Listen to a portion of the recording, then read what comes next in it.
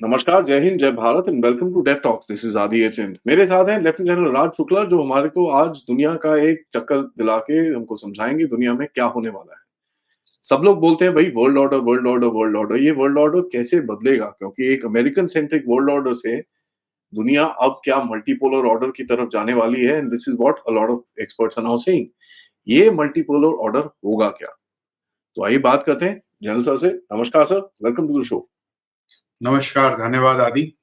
आपने हमको याद किया आज दोबारा। बहुत बहुत आभार आपके प्रति। Thank you very much.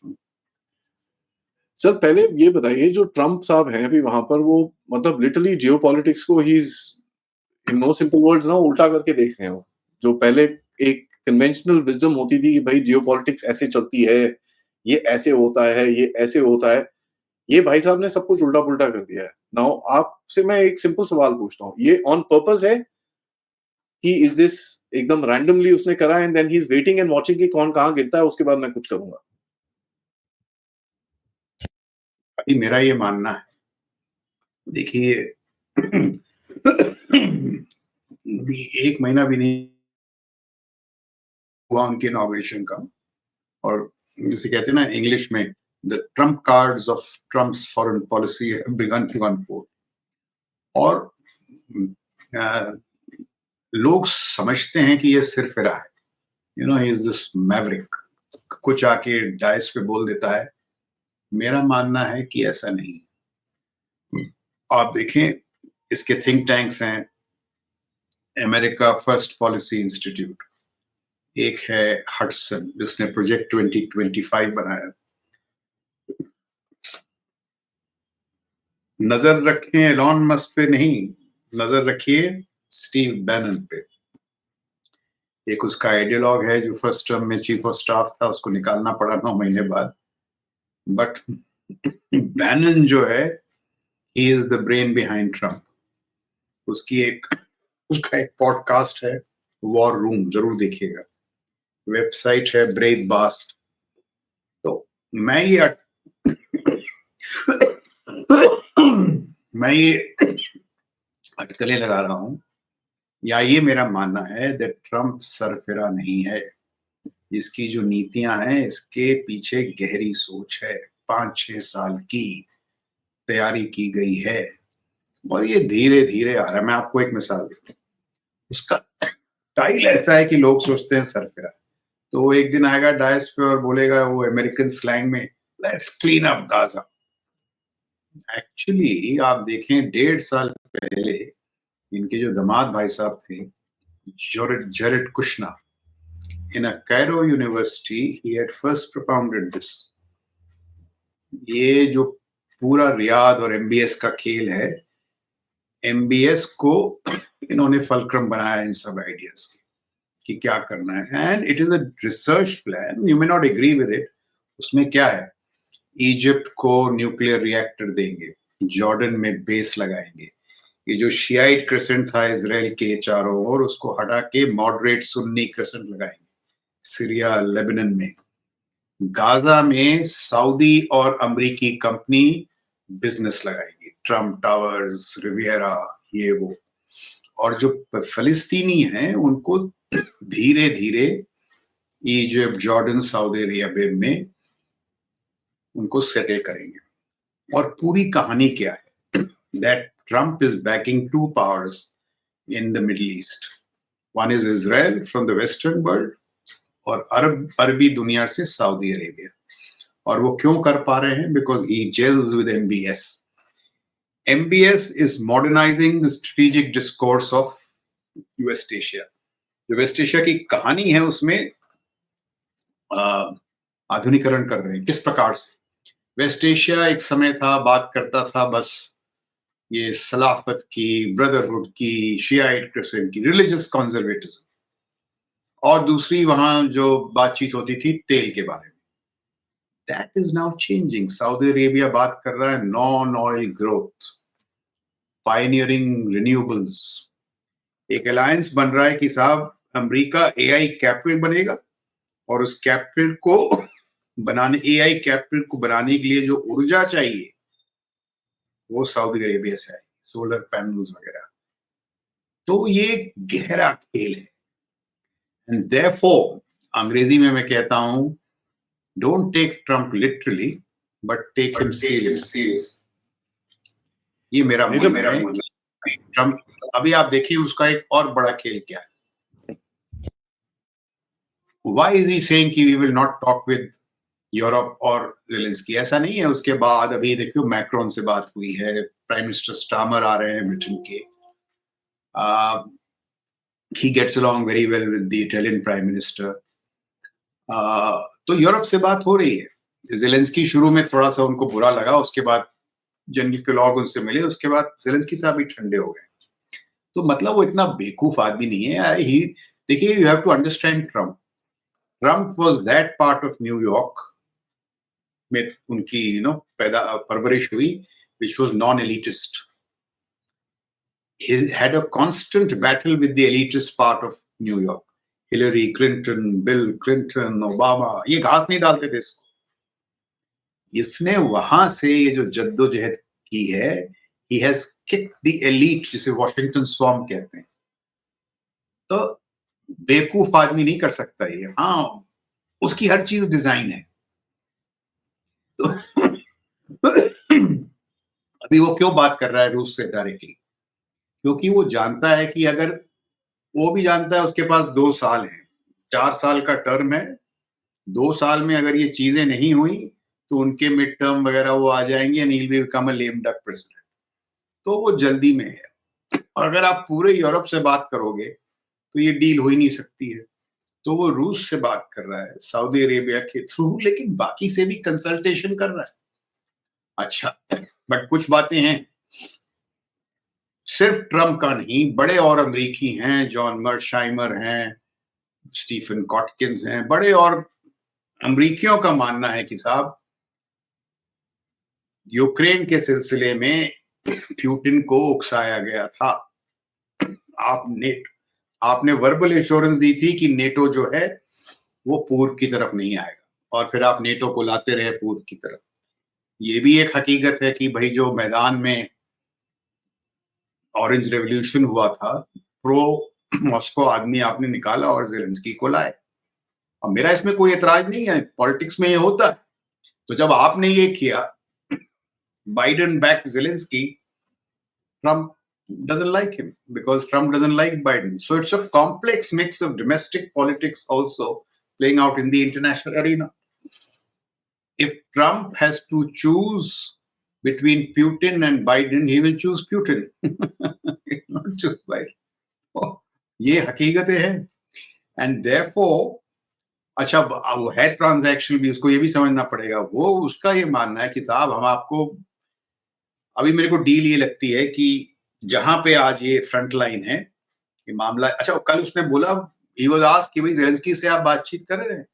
कहेगा कि ट्रम्प सेड बातचीत किया, he is coming this week to sign the deal. पता नहीं कौन सी बंदूक लगा रखी है उसके सर पे कि वो कह रहा है is coming this week to sign the deal. अब वो डील क्या होगी, जो आप भी देखते होंगे सोशल मीडिया वगैरह, पॉडकास्ट में भी देखता हूँ कि भाई जहां लड़ाई है वहीं वो थम जाएगी। It will be a cease fire line. Ukraine के पास मतलब रशिया के पास जितनी जमीन है वो 20% जो ये 4 ओब्लास्ट है वो रशिया के पास रहेंगे। और वो जो मिनरल डील कर रहे हैं वो सारे मिनरल्स रशियन टेरिटरी में ही है, मतलब जो रशिया ने ऑक्यूपाई की हुई है। क्रीमिया रशिया के पास रहेगा, वो जो लैंड ब्रिज है वो रूस के पास रहेगा, और यूक्रेन से ये डील करेंगे मिनरल्स की। फायदा होगा कि जैसे मार्शल प्लान के तहत यूरोप को दोबारा खड़ा किया गया, यूक्रेन को ट्रम्प साहब खड़ा करेंगे, उसमें बिजनेस वगैरह है।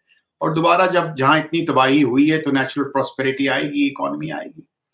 बट ये मानना पड़ेगा कि ट्रम्प के अलावा और कोई इस युद्ध को रोक नहीं सकता था, रोका ट्रम्प नहीं। और भाई प्यूटिन के लिए तो इट्स विन विन सिचुएशन। अब देखिए जो बाकी भू राजनीति है उसमें भी क्या संभावना है। ट्रम्प के एडवाइजर इतने बेवकूफ नहीं है, उन्होंने देखा साहब यूरोप में रूस, चीन, ईरान और कोरिया एक साथ हो रहे थे, तो उन्होंने कहा अगर इनको अलग करना है रूस और चीन को, अगर आप याद करें, हमने आपके पिछले पॉडकास्ट में कहा था, सिंगर ने अपने साथियों को एक ही सलाह दी थी। उन्होंने कहा था, साहब कभी भी रूस और चीन को इकट्ठे नहीं होने देना। That is the fundamental of American foreign policy. और यहाँ दोनों गोद में बैठे थे। So by doing this deal with Putin, he aims, I won't say split, but he aims to distance Russia from China. अभी आप देखिए, दूसरी एक जो बात मेरे जहन में आती है वो ये है, अभी तक जो अमेरिका की जो सैन्य शक्ति थी, उसका इस्तेमाल किस तरह से होता था? उसका इस्तेमाल इस तरह से होता था कि भाई हम खर्च करेंगे $950 बिलियन, 11 एयरक्राफ्ट कैरियर, 80 देशों में 850 बेसिस, और इसके बुनियाद पे we will have freedom to roam the globe. जहां हम जाएंगे हमारी दबंगी चलेगी। और हर कॉन्टिनेंट में किसी दूसरे थिएटर में अमेरिकी जो विदेश नीति थी, उसका जो प्रमुख लक्ष्य ये था कि भाई कोई कंपेटिटर ना खड़ा हो पाए। तो अगर रशिया खड़ा हो रहा है, उसके खिलाफ नेटो को लगा दो, रूस को लगा दो, चीन के खिलाफ अलायंस स्ट्रक्चर लगा दो। अभी मेरे ख्याल से जो ये इसकी टीम है, उन्होंने अपनी रिसर्च में ये कहा है कि साहब चीन से तो हम लड़ ही नहीं सकते, हमारी अपनी हालत खराब है। अभी आप देखिए, अमेरिका का जो डेट है वो करीब $36 ट्रिलियन है। डेट सर्विसिंग है $1 ट्रिलियन, जो कि उनके डिफेंस बजट से ज्यादा है। और आम जो इतिहासकार हैं, उनका ये मानना है कि जब जब एक राष्ट्र का जो डेट सर्विसिंग है उसके सैन्य खर्च से ज्यादा हुआ है, तो उस देश का पतन हुआ है। So there are deep science of problems between in America. So Trump साहब कह रहे हैं, भाई ये टाइम नहीं है विदेश का चक्कर लगाने का। Consolidate in the western hemisphere. Russia में, यूरोप में कुछ देर के लिए रशिया को आगे आने दो, और पैसिफिक में चीन को। So you will have new ecosphere, जैसे आप कह रहे हैं multipolarity, but in a different way. Russia led Europe, China led Asia, and America powerful in the western hemisphere. तो वो सारी कहानी हो रही है, Canada, Mexico, wall, Greenland, Arctic. भाई यहां हम शक्तिशाली होंगे, बट हम दुनिया का ठेका नहीं लेंगे। तो आप यूरोपियंस जो इतने अमीर होने के बावजूद हमसे अपना न्यूक्लियर अम्ब्रेला ले रहे थे, डिफेंस अम्ब्रेला ले रहे थे, आप अपना खर्च करो 5 से 6%, अपने आप निपटो। अभी जो बाकी एलाइज हैं उनको भी खतरा हो रहा है। साउथ कोरिया में कॉन्वर्सेशंस होने लगे हैं अबाउट अडॉप्टिंग और एम्ब्रेसिंग न्यूक्लियर वेपन्स। कल जर्मनी के जो नेक्स्ट चांसलर हो सकते हैं, फ्रेडरिक मर्ज, उन्होंने भी कहा है कि साहब we also have to think of a nuclear deterrent. तो इसके परिणाम होंगे।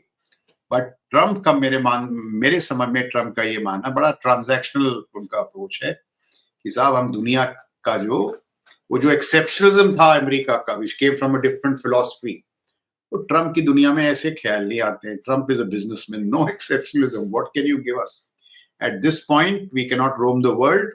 तो हम इसकी जो बांट है, बंदर बांट, इस प्रकार से करेंगे, ये मेरे को लगता है। अब आप देखिए एक और चीज, हो सकता है मैं गलत हूं, और ये जो सारी चीजें हो रही हैं यूरोप, वेस्ट एशिया वगैरह में, उसके मायने ये हैं जो ट्रम्प के काफी एडवाइजर्स कहते हैं कि साहब move out of Ukraine, West Asia, and focus on Indo Pacific, क्योंकि चीन असली थ्रेट है।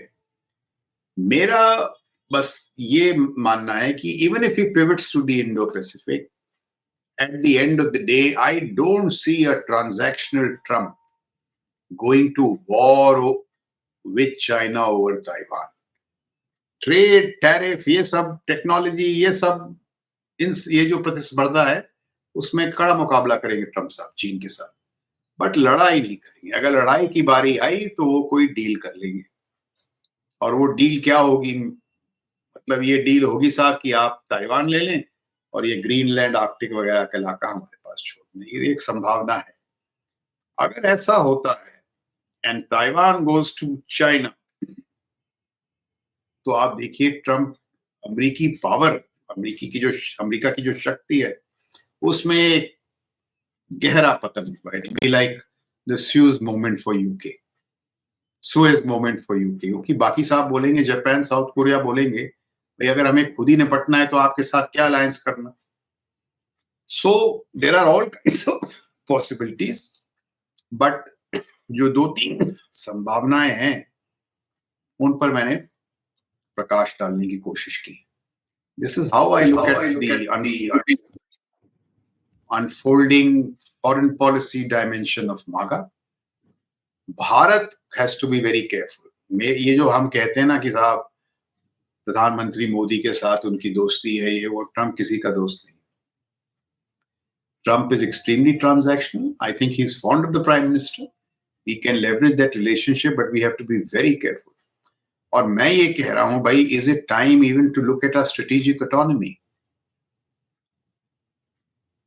क्योंकि चीन के साथ he is not going to fight on India's behalf. और दूसरा, इनके जो एडवाइजर्स हैं उनका ये भी कहना, मैं आपको बताता हूँ, उनका ये कहना है साहब अगर भारत स्ट्रेटेजिक ऑटोनॉमी करता रहता है और वो तैयार नहीं है हमारे साथ चीन के बरखिलाफ जाने को, तो हम क्यों उसके खिलाफ इतनी हमदर्दी दिखाते हैं. So these are all kinds of possibilities. And finally, if I may say so, we are entering a very critical era in international relations. अभी थोड़ा इंग्लिश में मैं बोलूंगा. In this contest between a declining hegemon USA, declining, I'm not saying it's out of the game, declining hegemon USA, rising challenger China, the aspiring Vishwabandhu India, we will have to play our cards very carefully. So I think we have entered one of the trickiest phases of our foreign policy challenges. बड़ा नाजुक दौर है, बड़े विवेक और बड़े दानिशमंदी के साथ हमको अपने पत्ते खेलने होंगे. So we really have to, and therefore people like you who have been focusing on all these dimensions of geopolitics, deep state, Bangladesh में क्या हो रहा है. अच्छा, एक चीज मैं आपको बोलना चाहता हूँ. देखिए, जो हमारी राष्ट्रीय सुरक्षा की जो स्थिति है वो क्या है. चीन के साथ तो कठिनाइयां हैं. 66 कैब्स, 400 शिप नेवी. आप J-36 देख लीजिए. J-36 की कॉम्बैट रेडियस जो है 3000 किलोमीटर है. भारत में कोई भी टारगेट, साउथ ईस्ट एशिया में कोई target, Guam with refuelling to Alaska. और ये जो 6th जनरेशन प्लेटफॉर्म है, this will be rolled out by 2032. जो अमेरिका का next generation aerial dominance platform है, NGAD जिसे कहते हैं, 6th जनरेशन, वो निकलेगा 2037 तक. तो पहली बार मिलिट्री एविएशन में चीन यूएसए को मात दे रहा है. और हम तेजस के साथ, आप जानते हैं हमारा क्या हाल है. पाकिस्तान के पास J-35 आ रहे हैं. और अभी आप देखें, पिछले दिनों अर्दोगान साहब आए थे पाकिस्तान और धड़ाधड़ ड्रोन की डील साइन की उन्होंने. Turkey is a drone super power. Pakistan को ये मिल रहा है. इंडियन ओशन रीजन में तो हम जानते हैं हमारी क्या चुनौतियां हैं. और मेरा ये मानना है, ये म्यांमार और बांग्लादेश की वजह से there is a new national security reality emerging along our eastern frontiers. तो जो हमारे ये नॉर्दर्न या ईस्टर्न थिएटर कमांडर हैं अभी बनेंगे, जो उनको चीन पे नजर रखनी होगी, बांग्लादेश पे और Myanmar. So I really see that our national security challenges are going grimmer. जो हमारी राष्ट्रीय सुरक्षा की जो चुनौतियां हैं वो और विकट होती जा रही हैं. और we really have to play our cards well.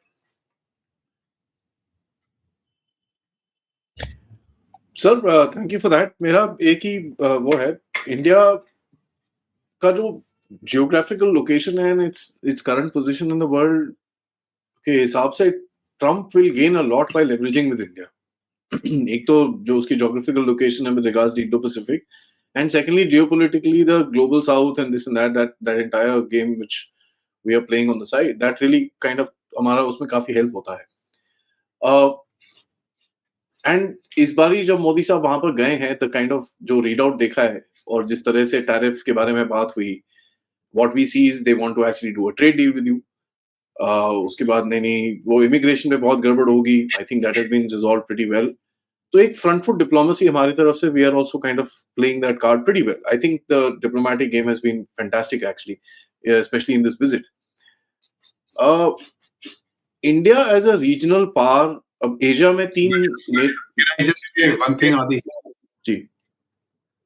Of course, we have played, diplomacy has played the cards that it has very well, but it has to play the cards what it has. What we should worry here, ये जो जी ने engines क्यों नहीं दिए तेजस को? Is it just a very innocent matter? ये typical American ways हैं how to squeeze you. तो ये जो हकीकतें बाइडेन के दौर में भी थी, ट्रंप के दौर में ये और बढ़ेंगी in Trump's transactional mode. Not because Trump is bad. That is the way the Americans are. And Trump is even more transactional. तो ये जो हमारी टेक्नोलॉजी की डील्स हैं, they will not be sweetheart deals. हमको भी बड़ा लेवरेज करना पड़ेगा, टैरिफ्स के साथ, तेल के साथ. अगर वो कहता है भाई तेल लो. So these will have to be negotiated, which is not easy. And ये नहीं है, America is not the kind of strategic partner that perhaps Russia could have been, or even France. France has been a very reliable strategic military partner. America के साथ मेरा ये तजुर्बा रहा है DTTI बड़े दिनों से. When it comes to doing the actual stuff, they are very transactional. हर चीज में एक कैरेट से लिंक करेंगे. That is the only problem.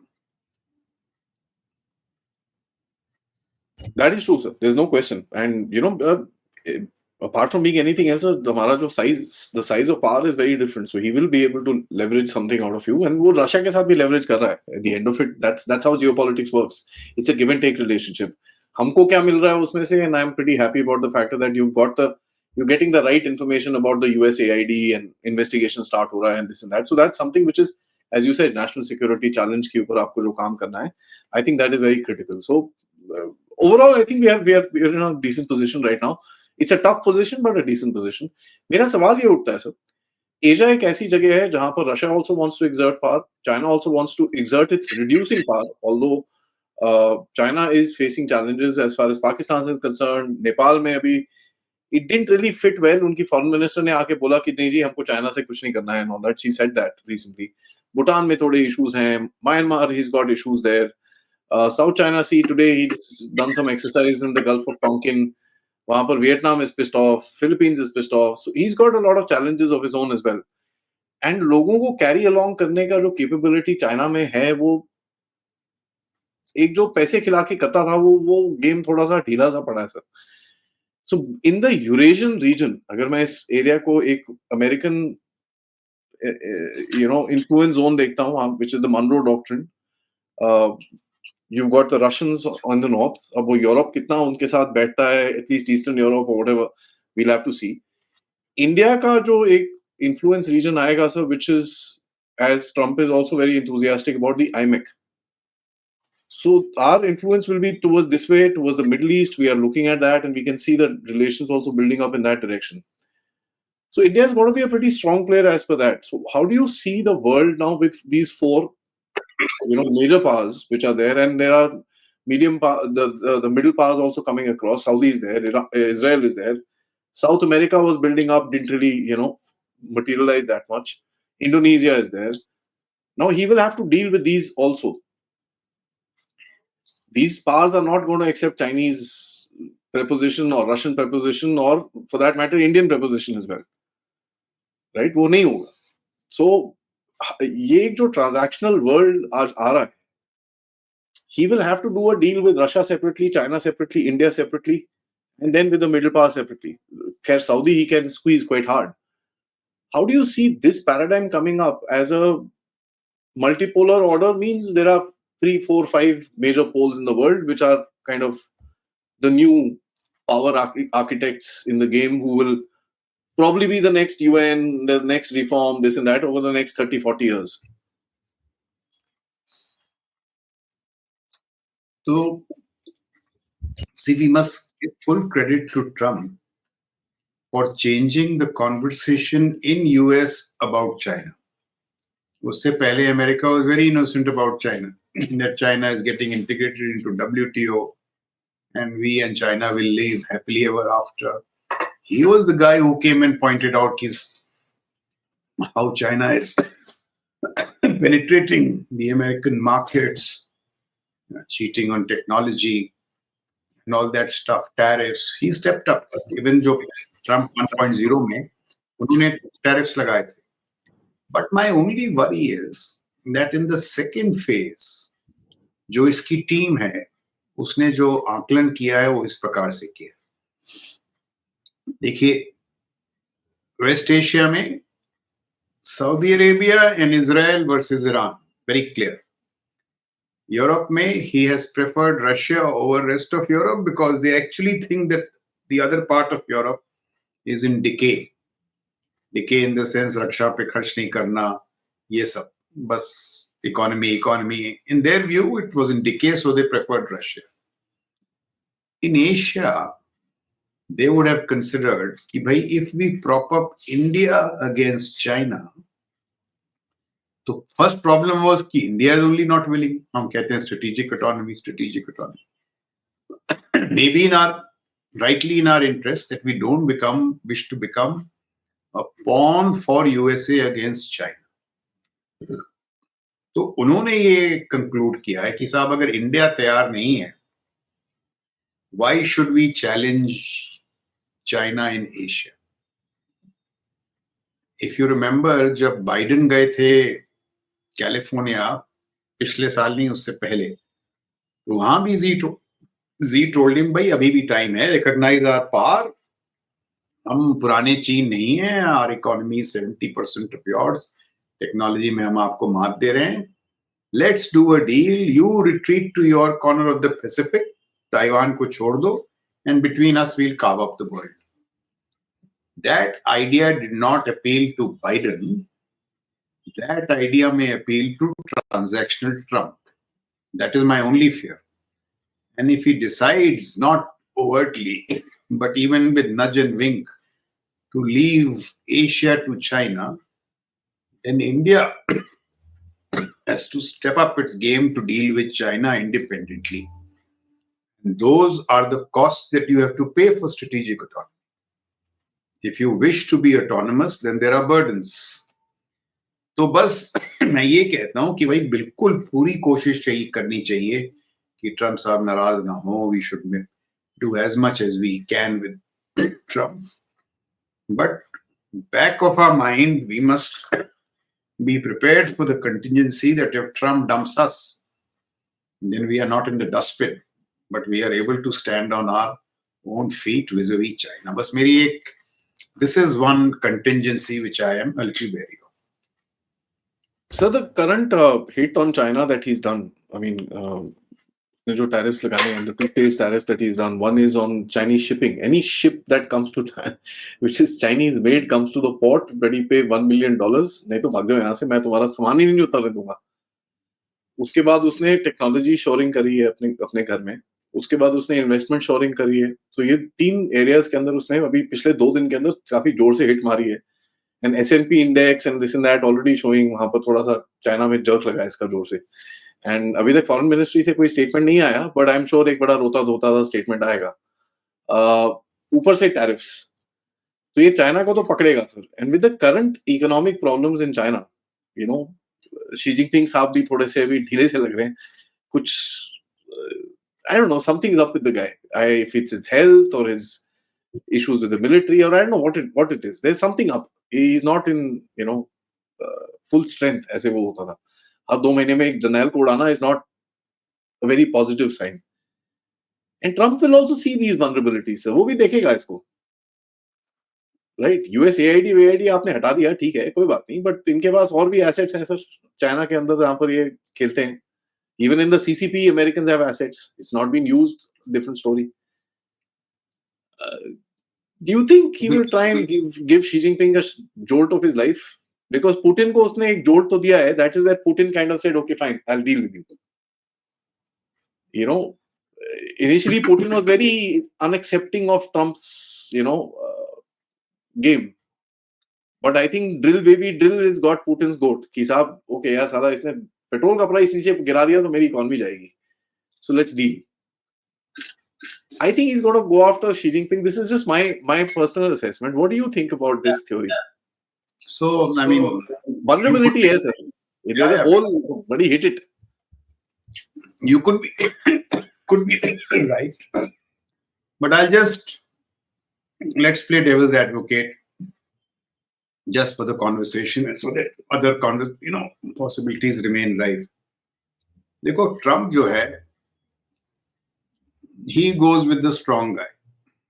So even if he doesn't agree with Putin, because Putin is strong, he'll prefer Putin over Zelensky. Zelensky को धमका देगा वो. That what are you talking? Better pull up your socks or you will have no country left. इस लहजे में वो Putin से बात नहीं करेगा. जब भी चीन की बात करता है, टैरिफ लगाएगा, बट बोलेगा Xi is my friend, good guy.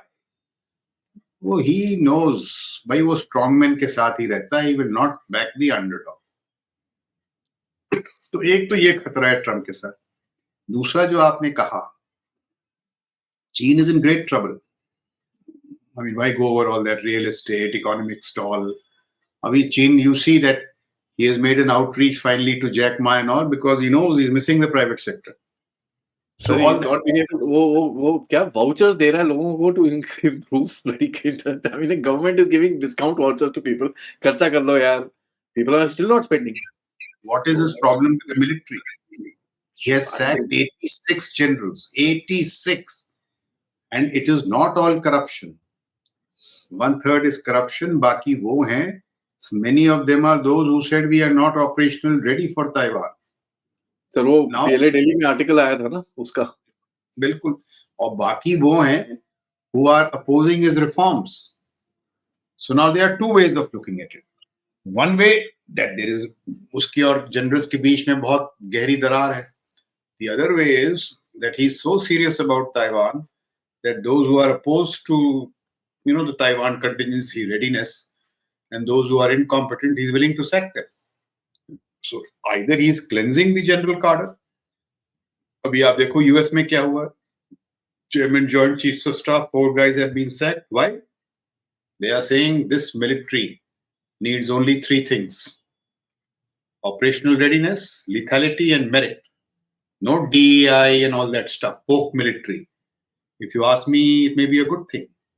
So is Trump cleansing the military? Is China cleansing the military? तो मैं ये कहता हूं कि देखो यार, अगर चीन तबाह हो जाए, who will be happier than me and you? They can be great. I'm not saying तबाह. मैं थोड़ा I get your point. I'm just exaggerating it. Yeah. If the PLA social media fluff, good for us. If it is corrupt, good for us. And it well may be, क्योंकि देखो Vietnam में जब वो गया था 27 दिन में अकल दिला दी वियतनामों ने. So I'm not saying that they are 12 feet tall, but एक चीज जरूर माननी पड़ेगी कि ये टेक्नोलॉजी वगैरह के क्षेत्र में they are doing wonders. अभी आप देखिए वो बातचीत नहीं करते हैं, चुप रहते हैं. आपने किया स्टारगेट $500 बिलियन का, उसने कर दिया डीप सीक. आप कहते थे साहब आप कॉपी करते हो, उसने इनोवेट करके ओपन सोर्स में डाल लिया कि बंधु देख लो कॉपी नहीं है. Now this is what worries. Why I say that Chinese have to be taken more seriously. वो दिखाते हैं यार. अच्छा, जो आप बातें कह रहे हैं सोशल मीडिया फ्लफ, करप्शन, सबसे ज्यादा चिंता तो जी को है. तभी तो 86 generals is not easy यार. if I may, let's take China seriously, but एक मैं सीधा सवाल पूछूं sir. Do we take the CCP seriously? Because they're two different entities. Is it time कि भाई हम समझना शुरू करें? China is a capable country. There's no question. जैसे हम भी capable हैं, हम अपने आप की, we are very happy with what you're doing. China is a capable country. Is CCP capable, sir? I mean, I would say CCP and PLA are synonymous. Even after 86. CCP करती है सब कुछ, चाहे आपको पसंद हो चाहे. They could well explode. What you are saying, autocracy में पता नहीं लगता है. I mean, who knew what would happen to Assad? He looked so powerful 1 week before he went. So वो सब बिल्कुल चीजें हैं. But see, the issue is what? China is only 5 feet tall. जो चाइना करता है उसकी वजह से वो 8 फीट टॉल हो जाता है। Yeah. और मेरा क्वारल क्या है, जो हम नहीं करते हैं उससे वो 10 फीट टॉल हो जाता है। Now I'll give you some things. You look at this spat between HAL and the IAF chief. मैं आपको दोबारा बोलता हूं, unless HAL chairman is given the freedom to recruit scientists from abroad at rock star pay, these same engineers will not be able to produce either the airframe or the engine. हम फिर वो committee बनाएंगे, वो फिर वही problem होगी। So we have to say that engine बनाने के लिए वो एयरक्राफ्ट इंजीनियर विश्व भर में चुनो और लाओ, यहाँ पे जो पे मांगता है उसको करो। 2.5 लाख की पे पे एयरक्राफ्ट इंजन नहीं बनेंगे, 6th जनरेशन एयरक्राफ्ट नहीं बनेगा। Now pay is a metaphor. What I am saying is talent. We don't take these steps. We will just do that tinkering. और चीन ये टिंकरिंग नहीं कर रहा है। यार, I couldn't imagine 10 years back that it will produce a 6th generation aircraft. It is swarming million drones, million. Along with 5G, they are getting deployed. ऐसा speed scale है। देखिए, जो पावर डिफरेंशियल है हमारा और चीन के बीच, उसका जो सैन्य भाग है, the military component is $450 billion every year. अभी भाई वीरता की सीमा होती है। The Indian soldier is valorous, but he needs to be resourced. We have to find that money for stealth-enabled defensive firepower, for our AD topology. तो ये कुछ 2-3 चीजों में अगर हम कर दें अपने, तभी तो see the Prime Minister and the Raksha Mantri are talking of 2025 defense reforms. Broaden, deepen, acceleration. यहाँ पे हम we are not doing enough. Otherwise, there is nothing to worry. We have talent, we have very able foreign minister. I have nothing. ये जो 3 चीजें हैं, अगर बस इसको हम कर दें तो फिर क्या चीन हमसे टकराएगा? नहीं टकराएगा। My point is that in international relations, good faith is not the way forward. It has to be deterrence. बल्कि कभी हम क्या करते हैं, गुड फेथ को छोड़ के वी बिकम स्ट्रेटेजिकली इनोसेंट कि भाई अमेरिका हमारे लिए करेगा, इंजन देगा हमको। नहीं देगा यार, वो 10 बार पहले नहीं दिया, दोबारा भी नहीं देगा। वो इंजन तब देगा जब आपका जो बैंगलोर का इकोसिस्टम है, सिलिकॉन के इकोसिस्टम से जुड़ेगा। Without governmental interference, they will make these deals on their own. They will do these deals on their own. Our ecosystem has to grow to that level. अभी आप वहां देख लें, you come to Delhi, because of the policies of this government, many startups have come up, defense startups. But जो second phase का order है, उसमें वही बाबूगिरी, ये फाइल ले आओ, वो ले आओ, वो ले आओ। तो अभी वो बेचारे टेक्नोलॉजी करेंगे या तुम्हारी फाइल घुमाएंगे? You know, somebody was telling me, look at this, you're from Bangalore or Mysore. A good startup was telling me, sir, our entire talent is in Bangalore and Mysore, that belt. मैं उनको, I am prepared to pay anything and say you come to Noida. They are saying हम नोएडा नहीं आएंगे, हमारे बच्चे international schools में पढ़ रहे हैं, बैंगलोर में हम हैं, मैं नहीं आऊंगा। These startups have been forced to go to Bangalore. तो in this field you have to appreciate talent. वो जो नखरेबाजी है आपको सहनी पड़ेगी अगर आपको high quality technology. Adi, I was surprised, you know, some of these startups, what are they paying their top engineers? 6 crores per annum. Yeah. 8 crores per annum. वो आपने वो HAL के पास, what will HAL offer? 1.5 lakhs, 1.2 lakhs. I'm not saying that the engineers are bad, but they are not that high quality. This is a high quality game. Ukraine में who's winning the war? Who's mattering? Elon Musk, Alex Carr, not those generals. तो ये जो हकीकतें हैं ना, these things have to be addressed. Otherwise, of course, China is nothing. We have a long way to go as far as technology integration and technology development, sir. There's no question. Lastly, sir, when we look at the coming challenges, अभी जो ये जो 2 wars हैं, Europe तो I think it will be much easier than the Middle East. एक president set हो रहा है मिडल ईस्ट का, where population movement, border changes, ये बड़ा इंटरेस्टिंग लगता है मेरे को जब पॉपुलेशन मूवमेंट, बॉर्डर चेंजेस होते हैं. It's kind of close to my heart because हमारे भी एरियाज हैं जहां पर populations have illegally occupied. And I look at it another way. The land is mine, population has illegally occupied it. It fits the narrative a little better in my mind. तो ये illegal occupations जो है और ये जो population movement and this and that, they'll have to. Somewhere around the line, Gaza is now, I mean, inaccessible. Ben Gurion वो channel भी बनाना है, ये सब करना है. तो एक डिफरेंस प्रेसिडेंट सेट होगा सर जो 1945 के बाद एक था अगले 3-4-5 साल तक कि भाई दुनिया फ्लक्स में है, बॉर्डर्स बदलेंगे, लेकिन 52-55 के बाद नहीं बदलने चाहिए. दैट्स व्हाट एक स्ट्रक्चर बना था यूएन का उसके बाद. So do you think in this next 10-15 years the world maps are going to change? Yes, I was never a serious believer in this immigration business. I never thought it was that much of a challenge, but now I am just changing my view. We have to become very, shall we say, non-tolerant of this cross-border immigration. So It has to northeast, be open, sir. It has to be open. it is causing very serious. And I'll tell you the broader problem. The broader problem, they say, is Africa, where populations are growing, they are young. Yeah. And if you cannot bring development to Africa, then there will be migration to Europe. Yeah. Europe ko khatra. Yeah. And so, in the global sense and in the Indian sense, we have to become very, very serious to immigration because it is actually becoming, जिसे कहते हैं national security challenge. And therefore, देखो मैं आपको क्या बताता हूँ. I am saying ना बांग्लादेश, म्यांमार के साथ a new national security reality is emerging. Bangladesh today, this last crisis, I'm told our chief had to speak to the Bangladesh army chief. Otherwise, there were possibility of the Indian embassy in Dhaka being struck. And the Bangladesh army के जो character है, there are still a few pro-India or neutral elements, but जो नीचे से लोग आ रहे हैं, they are clearly anti-India. So this outreach to Pakistan. Now आप देखो हमारे साथ प्रॉब्लम क्या है.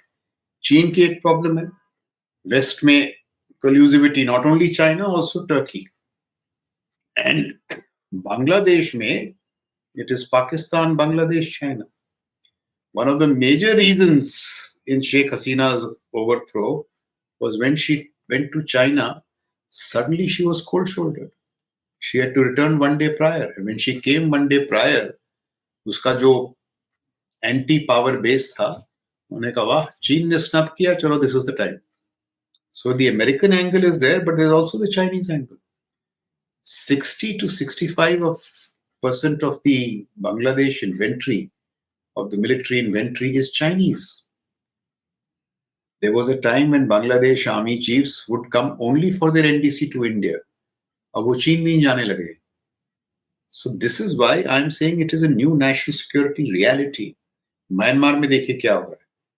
जनता का जैसे फुटप्रिंट कम हो रहा है, मिलिट्री जनता का, वो जो थ्री ब्रदरहुड अलायंस है, its footprint is growing.